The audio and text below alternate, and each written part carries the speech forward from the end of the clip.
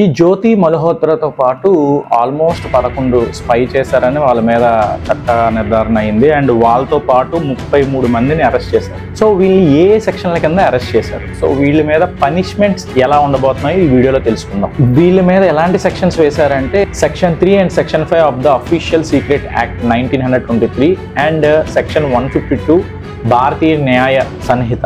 అసలు ఈ సెక్షన్స్ ఎందుకు వేస్తారో పూర్తిగా క్లుప్తంగా తెలుసుకుందాం. ఇప్పుడు అసలు అఫీషియల్ సీక్రెట్ యాక్ట్ అంటే ఏంటి? ఈ యాక్ట్ అనేది ప్రతి ఒక్క ఇండియన్ సిటిజన్ మీద ఆర్ గవర్నమెంట్ ఉద్యోగి మీద కూడా ఈ యాక్ట్ అనేది ప్రవేశపెడతారు.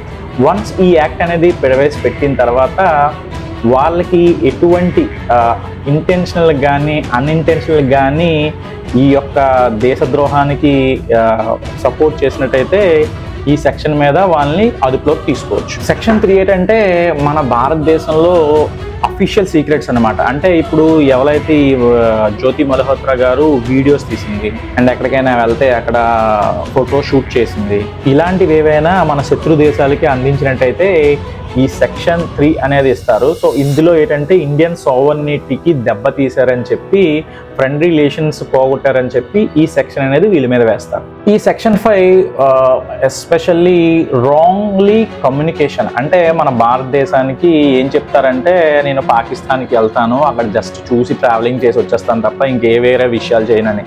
కానీ అప్పటికే మన దగ్గర తీసిన వీడియోలు ఇవి సంక్లిప్తంగా వాళ్ళకి ఇన్ఫర్మేషన్ షేర్ చేస్తారన్నమాట త్రూ పాస్పోర్ట్స్ కానీ ఎన్క్రిప్టెడ్ కానీ. ఈ ఎన్క్రిప్టెడ్ అంటే ఎస్పెషల్లీ మనకు తెలిసిందే సిస్టమ్ ఆఫ్ లెటర్స్ కానీ system of numbers and system of symbols కానీ ఎన్క్రిప్టెడ్ ద్వారా చేస్తారు.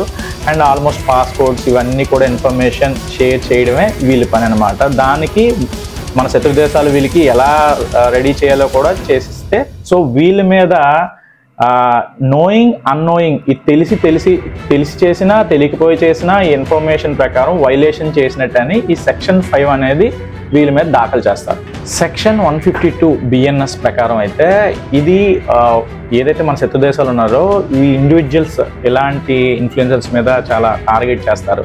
నోయింగ్ కానీ వర్డ్స్ ద్వారా కానీ వీళ్ళకి ఫైనాన్షియల్ సపోర్ట్ ఇస్తూ, లేకపోతే ఎలక్ట్రానిక్ కమ్యూనికేషన్ ద్వారా వీళ్ళని కనుక్కుంటూ అండ్ ఈ యూట్యూబర్స్కి మెసేజ్లు చేస్తూ ఇవన్నీ చేస్తుంటారు. దీనికి వీళ్ళు వలలో పడ్డారనుకోండి వీళ్ళు దేశద్రోహ కింద చూస్తారు.